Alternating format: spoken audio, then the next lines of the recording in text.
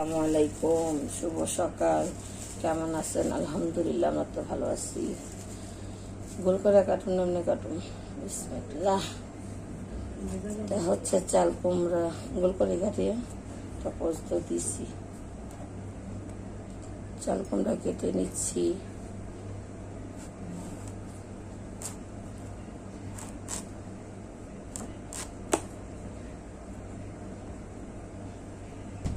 বাড়ি আছে, অনেক বাড়ি। আগে এটা সিদ্ধ বসায় দেই। এটা হচ্ছে চাল কুমড়া। বিসমিল্লাহ।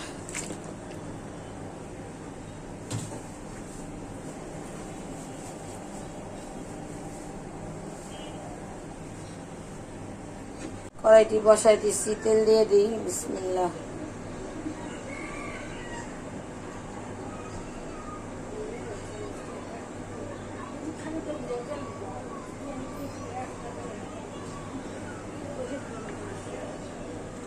সমস্যা হইল তেল টিপ টিপ করে পড়তে থাকে।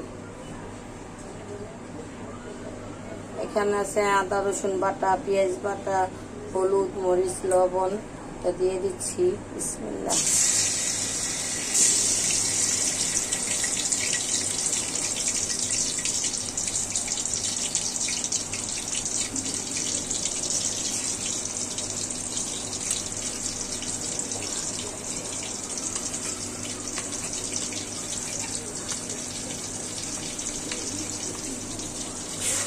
মশলাটা কষানো হয়ে গেছে, এখন আমি মাছ দিয়ে দিব। বিসমিল্লাহ।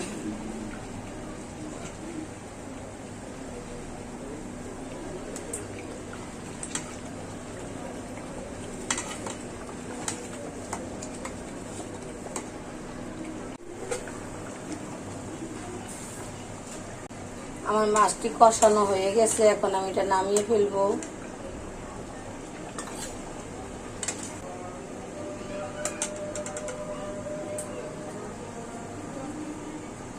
এই যে চাল কুমড়া, এটা আমি সিদ্ধ করে নিয়েছি, এখন দিয়ে দেবো। বিসমিল্লাহ। ভয় লাগে, সেটা নিয়ে আহে। চাল কুমড়া করলাম, একটা নিজস্ব গন্ধ থাকে। ওটা যদি ভাবটা পানি ফেলায় দেয় তাহলে গন্ধটা লাগে না। আর আজান হচ্ছে, কথা বলবো না।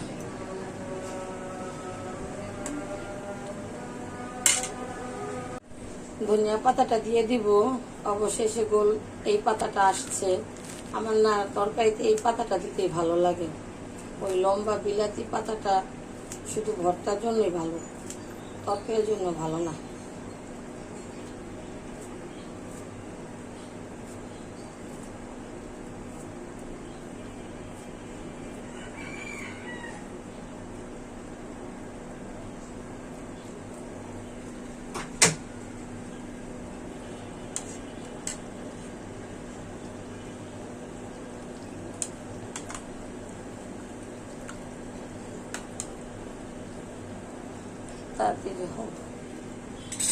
ঝোল টোল একবারে দিয়ে দিয়েছি, মাছ আর ধনিয়া পাতা দিয়ে দিলাম।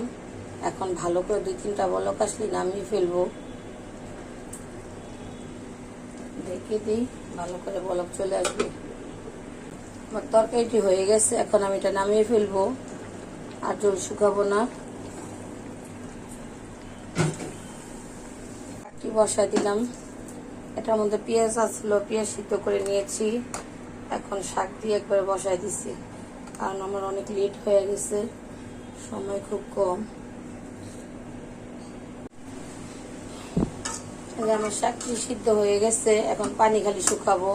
5 শাক রান্না করতে গেলাম, সময় লাগে না, 2-3 মিনিটে হয়ে যায় গ্যাসে রান্না করলে।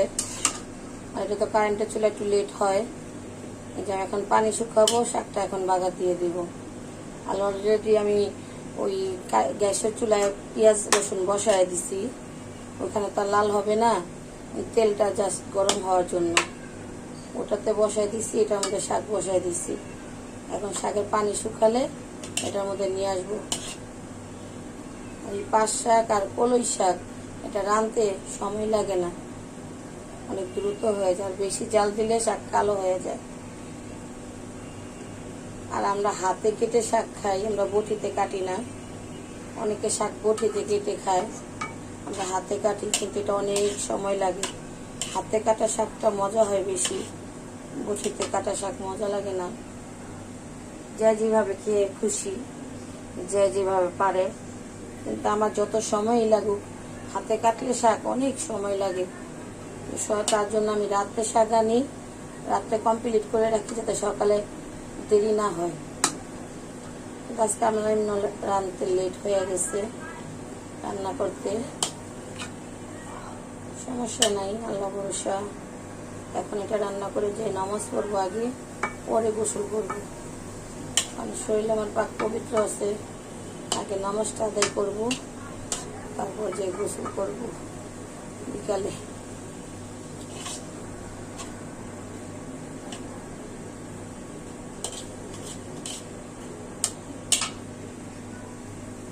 এটা শাক বাগার দেওয়ার জন্য রসুন দিয়ে দিচ্ছি কড়াইয়ের মধ্যে।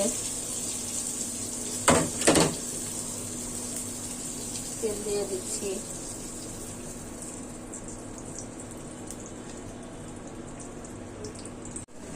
এখানে আছে রসুন, পেঁয়াজ, শুকনা মরিচ, এটা দিয়ে আমি বাগার দিচ্ছি। পেঁয়াজটা প্রায় লাল হওয়ার পথে, লাল হলে শাকটা ছেড়ে দিব। এখন হচ্ছে না, হতে থাক, আস্তে সব করে। পেঁয়াজটা আমার লাল হয়ে গেছে, এর চেয়ে বেশি লাল করা সম্ভব না। এখন শাক দিয়ে দিব। বিসমিল্লাহ।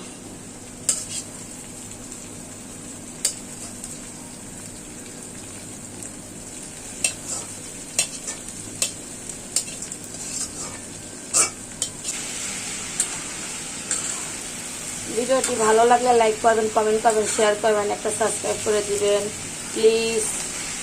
আজকের জন্য আল্লাহ হাফেজ, বাই বাই। ভালো থাকবেন, সুস্থ থাকবেন। আমি মুরগি ভাজবো, মুরগিগুলো দিয়ে দিচ্ছি।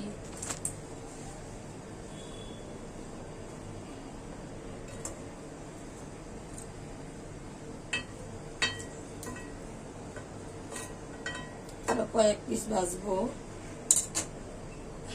কড়াইটি বসাই দিলাম, এখন দিয়ে দিব তেল।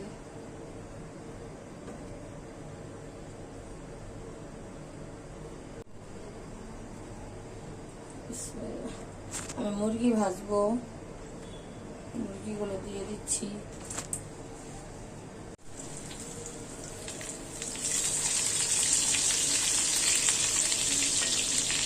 মুরগিগুলো লাল লাল করে ভেজে নিয়েছি।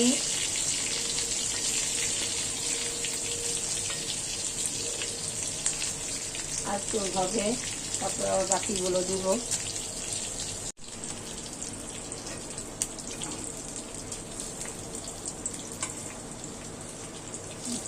মুরগিগুলো নামিয়ে ফেলতেছি, হয়ে গেছে। এর চেয়ে বেশি লাল করলে তিতা লাগবে।